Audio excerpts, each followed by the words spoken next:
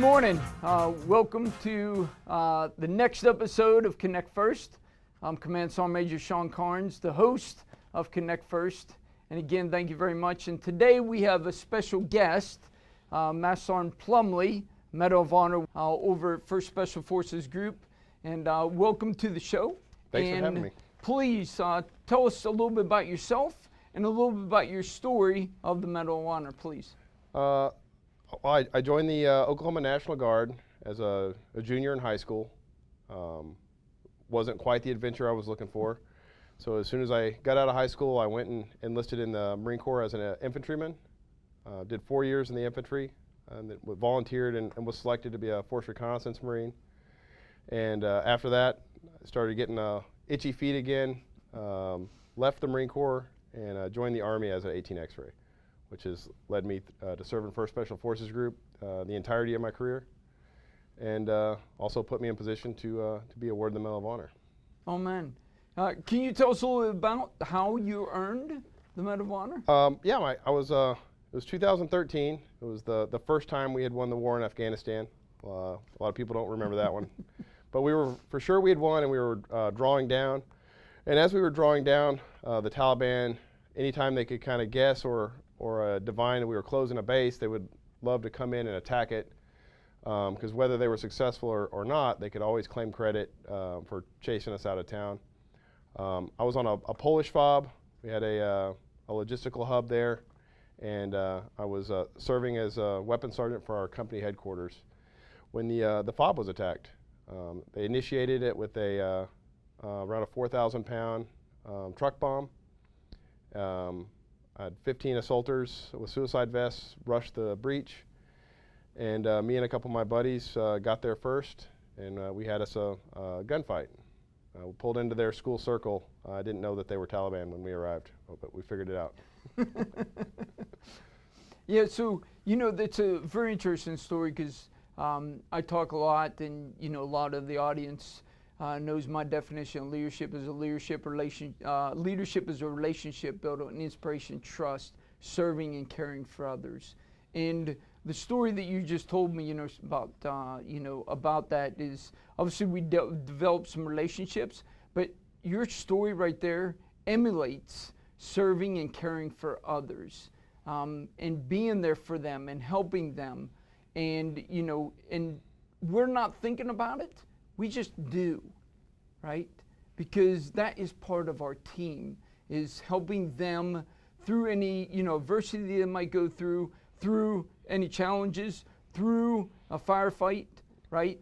We're there to help them out, and you emulate that. Yeah, I think that's I know that I came to the military for just an adventure. I wanted to do all the things in the commercials. I had never had a plan to be here, and it wasn't until I sent a batch of privates that I trained up.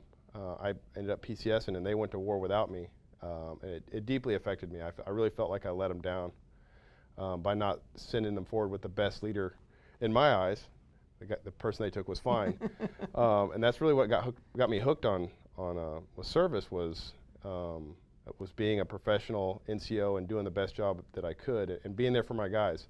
And as we were speaking earlier, being hard on them, but also when things are coming apart, being approachable enough that when they were having problems, I was the person they came to talk about that. And I think that's the fine line of a good NCO, where they respect you and fear you, but you get the call before the chaplain does. Oh man, no, agree 100% with you.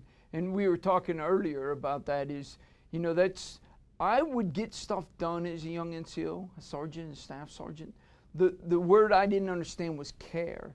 Like, I knew about standards and discipline, and people knew when I was coming, they'd probably get out of the way. When I was coming, they were like, hey, we don't mess with the Shawn Carns. But I didn't understand that caring piece.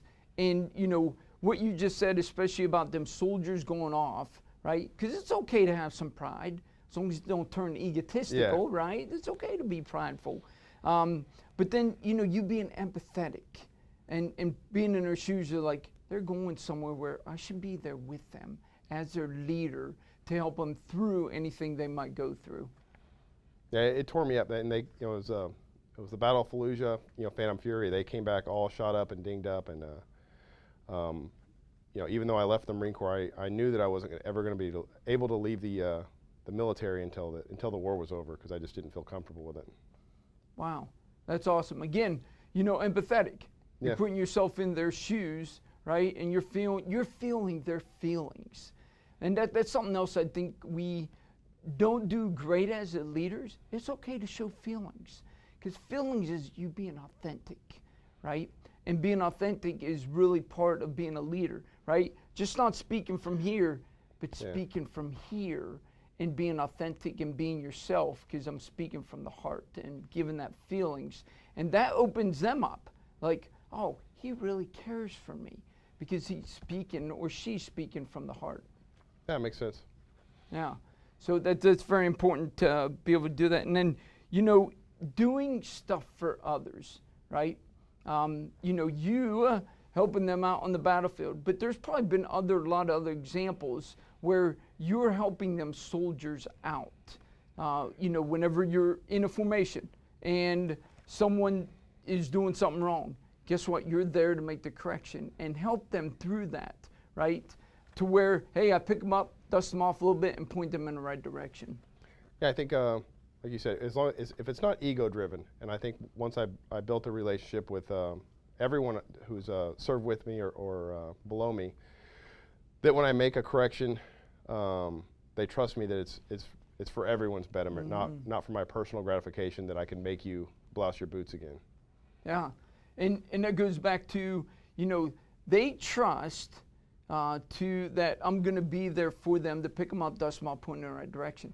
But once you build that trust, that's whenever they also come to you with their problems. And I don't know when it happened, but when I first came in, I was chasing my own wins. I wanted to go to the school and be honor grad, or I wanted to be on the deployment where not everybody got to go. And then at a certain point, and maybe it was gradually, I got all my validation from the unit's success from other guys who I mentored doing well, and that was a pretty neat change. And that's what it should be, right? Mm-hmm. I mean, we train them to go and do stuff, and we've got to give them credit. We have that talent management, in talent management strategy, and it talks about, acquiring talent, development talent, employing talent, and retaining talent. But the one thing we also have to remember is to celebrate that talent, right? I'm not saying everyone gets an award. That's not what I'm saying. But it's okay to pat them on the back once in a while, saying, hey, great job. You're the one that accomplished this, not me, right? And, we're a warfighting organization. We have a vice president. So like everybody's supposed to be replaceable. And I always find you can find a unit that's not doing well when they have key leaders that are indispensable, or if that person's gone, stuff doesn't happen. And that's always been my metric. I had a leader told me, he's like, you're nailing it as a leader. If you're not there and everything runs smoothly, then you have built a resilient organization. Oh man. And you'll hear people like, oh, I left and it fell apart. Well, I mean, to me, all I'm hearing is that you're bad at your job if that happens. No, you're exactly right. Because a lot, especially with us being DMETA sessions, right? We've got to be able to complete our mission with what we have, and we're short. And I tell everyone that right now. I say, say if something could happen to me and you tomorrow, right? Who is that person that's going to replace you? You should be training that person to replace you. Or same thing with these sergeant majors and nominative, and they'll go off, and then there will be a gap. I'm okay with the gap. Why? Because there's someone we're already training to sit in that seat to fill that gap. And that's what we should be doing. Yeah, it's better than any school.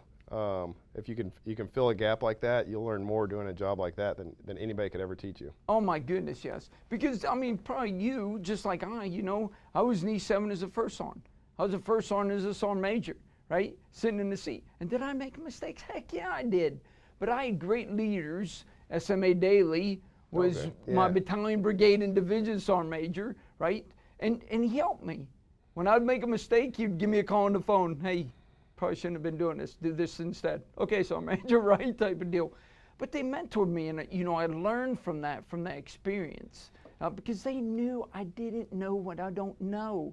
You know, you'll sit back here as an E7, like watching that first sergeant, it's like, I got this. Until you're sitting in that seat, yeah, and that responsibility yeah. and authority on your shoulders, big difference, right? Yeah, it's a different rock when you're wearing it. A big different rock. No, exactly. So, you know, I've learned so much by, you know, stepping in them other positions and, you know, and them letting me do what I need to do and then correcting me where I need to be corrected to help me out, right? That's helping others and That's taking awesome. care of each other, right? Yep. Yeah. And you probably have done that a lot in your formation too. Well, I hope so. I do too, most definitely. And then, you know, as we talked about, you know, the empathy piece of it, I think that's huge to understand where our soldiers are coming from. And, you know, as I said about leadership as a relationship, it's about not just professional relationship, but personal relationship. Now, I'm not saying you're going out to the club with the soldier. That's not what I'm saying. Not at all. Yeah. But I know what, you know, he's married, he or she's married, he or she has kids, where they're from, what they want to do, what's their goals. I mean, you help them meet their goals. Yeah, you got them for life. Oh, yeah. man, right? Because then we build the relationship personally and professionally, and that's where we build the trust, right? And then if something's wrong with them, we're able to get in their shoes because we know who they are, right? And help them through that before they even come ask me for help or ask you for help. That's when you know you're dialed in, is when I can approach a soldier and like, hey, why don't you tell me what's going on? Because I know there's something. And then they don't feel attacked, and they'll tell you like, hey, well, you know, my girlfriend's gone. Like, well, you know, it wasn't not going to be the last one, but yeah, come here and let me tell you about it. No, and to be able to do that at times, you know, we were talking about before that, you know, we have some leaders nowadays that won't make corrections, right? Because they're afraid of that conflict. But it's also, there's some confidence in there, right? Absolutely. And then, you know, I wouldn't want to be in charge of soldiers that weren't a little bit hard to control. Like, how are those people going to act on the battlefield? Probably not great. So I think it's always kind of fun to get a little pushback as a leader, because that keeps you honest, and it, like you said, it does kind of establish that confidence. If you can't explain to somebody why, you know, they need to make as innocuous as, you know, tuck those drawstrings in, we'll have that conversation in your head, and then, you know, do an immediate reattack on that soldier and fix them. Agree. And I didn't understand that as an E5, E6. No. I was like, hey, because I said so, right? Type of deal. But we're learning about leadership, right? I try to do a self-imposed, only 30% of the things I say are because I'm telling you to, and then the other 70 is I want you to understand why I'm telling you this, and get you on board with it, so that I don't have to make you do it anymore. You start making people do it. And I have never found somebody that volunteered to serve in the military that in their heart wasn't somewhat driven to do the right thing, as long as they understood what it was and what it meant. Yeah, and I didn't, again, I go back to, you know, E5, E6 is basically because I told you so. Towards an E7, about 10 years in the military, 5 years as a leader, to where I understood about the care word and to understand how to explain that why, right? Yep. Instead of always yelling, talk. I know I did, explaining why as a E4 and E5, I felt like it was weakness. And you know, like, no, you have to do what I say because I'm in charge. And then it's a part of the education. Why are we shaving in the field? And I was like, yeah, why the hell are we shaving in the field? But when you can explain why, and it's a relevant fact, like, you know, nobody really fights you on it. And it took me a while to figure out that things like that weren't me being weak. It was just me being a good leader, and that's where they start trusting you, because they know I'm not lying. I'm like, these are what we're doing, and he's got a reason. He always has a reason. So right now I'm just going to get after it because I don't want to hear it. No, and an interesting piece, and this always gets me, is, you know, we go to board for E5, we go to the board for E6, and what do you study? Doctrine. But for some reason, when you become the sergeant or you become the staff sergeant, you forgot all that stuff you studied for in the doctrine. And we don't read doctrine, and there's some of the why, because it's in doctrine. And yeah, it's not fun to read, but you know, I had an interesting conversation with a Marine officer. He said, you never get punished with any kind of physical task becoming an officer because they don't want to make physical fitness a negative thing. And I think that a lot of times we take doctrine and we make it into this negative dogma, because you never get assigned reading and writing a report on doctrine because you did something good. So I think we kind of made it into something negative, and when you go to a board, you just get hammered with it, and and a board's adversarial. So it is one of those, it's a high jump once you get over it, and like, great, now that part of my life is over. And I think it's to the detriment of the organization, because as a avid reader and somebody that stood a lot of staff duty, I'm always amazed at the things I figure out, the who, what, where, and why are in all these manuals and all this doctrine that we have, and a lot of people just avoid it. Yeah, that's some very good advice for the audience. I think that's awesome to think about that. And the one thing, I heard you saying there is about being self-aware, right?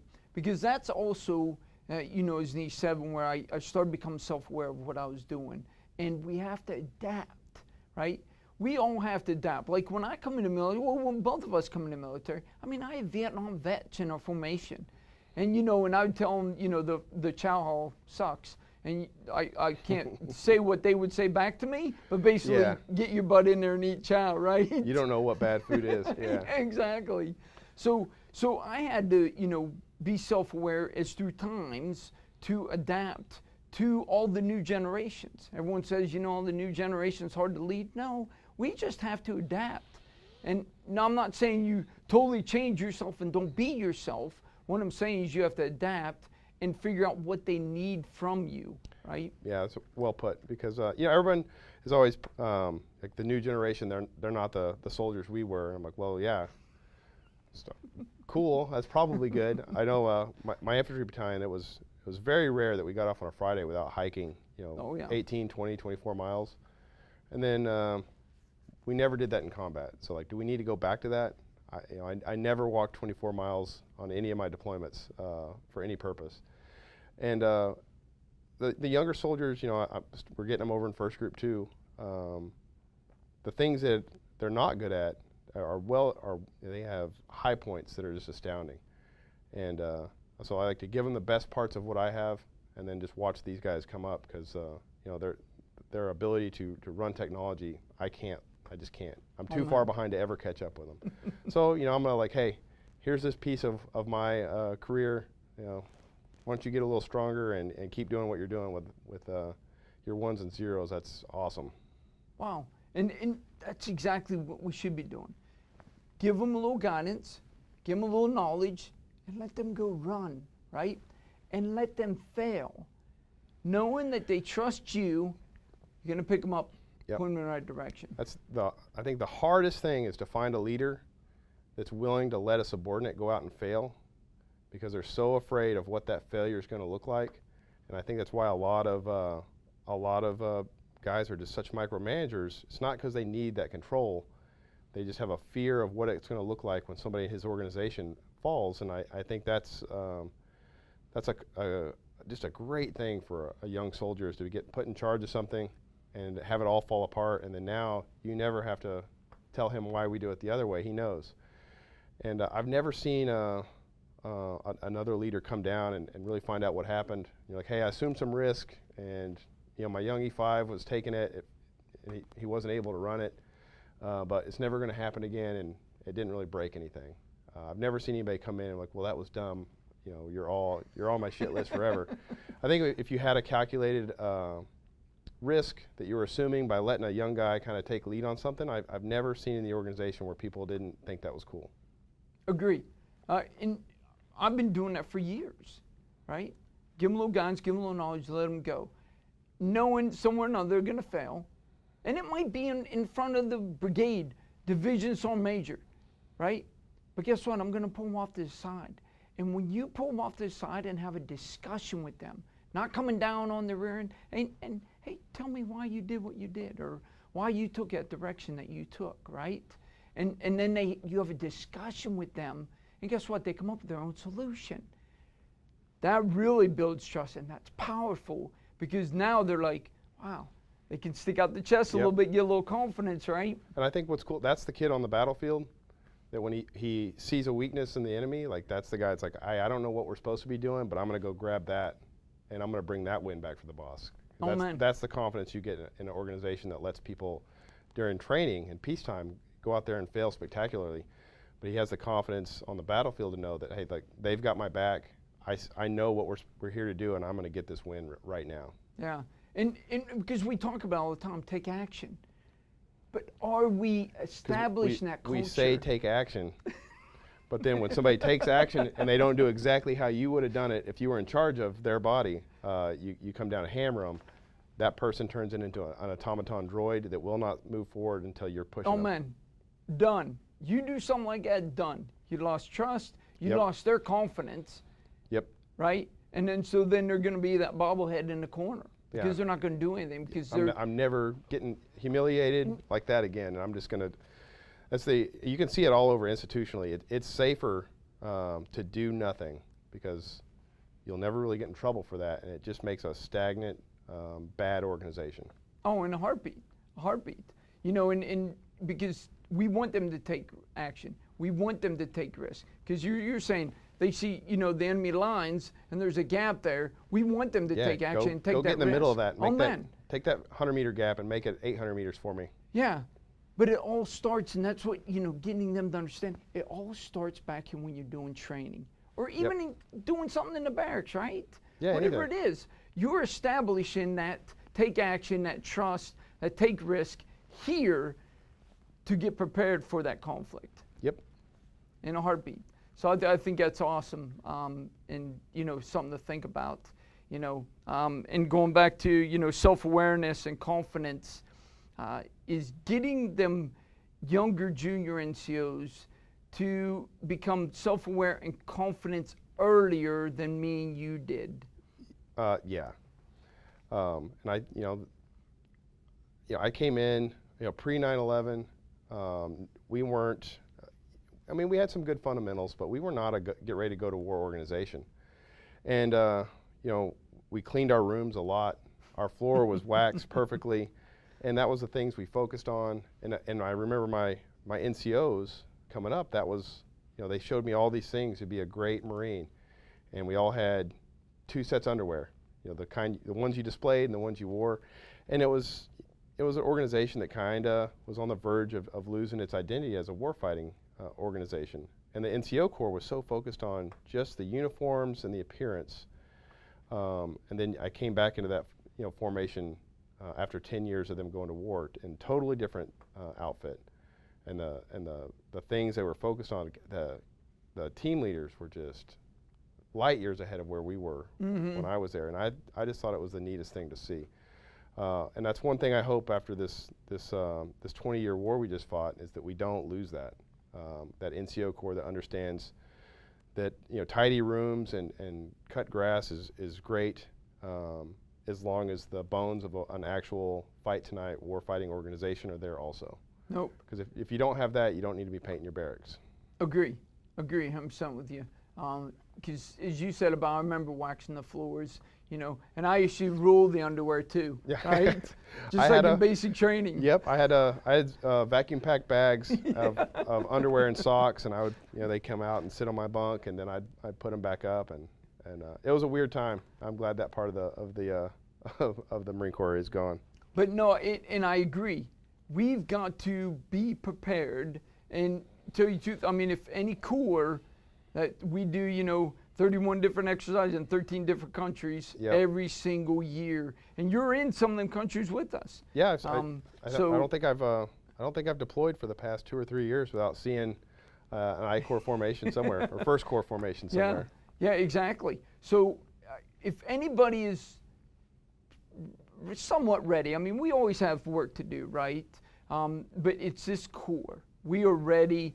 You know, I don't say ready tonight, I say ready now. Ready now, yeah. Because you never know when that flag's going to go up, and we have to be ready to go, right? So that's why I tell all the formations, I tell all the newcomers, hey, you've got to be ready now, not ready tonight, and be prepared to go. Yeah, healthy advice. Oh, man, yeah. So, hey, I appreciate our discussion today on Connect First. You have any closing comments for the audience? No, I'm just proud to be here. I love the the Fort Lewis community. I don't think I've met a bad soldier out here yet, so I hope that trend continues. I hope it continues also, most definitely. So again, thank you very much, Master Sergeant Plumlee, for coming on Connect First. You're a great guest speaker. We appreciate it. Thank you very much for everything. And to the audience, thank you very much for tuning in to another episode of Connect First, and we'll see you next time on Connect First. Appreciate it. Thank you. Hey, thanks for tuning in to Connect First podcast, where we discuss leadership at its core. You can find Connect First on all your major podcast streaming platforms. Follow First Corps on Facebook, Twitter, and Instagram for information on upcoming episodes, as well as all things First Corps. Rate, review, and subscribe to us on YouTube and click that notification bell so you'll know exactly when we drop a new episode. Till next time.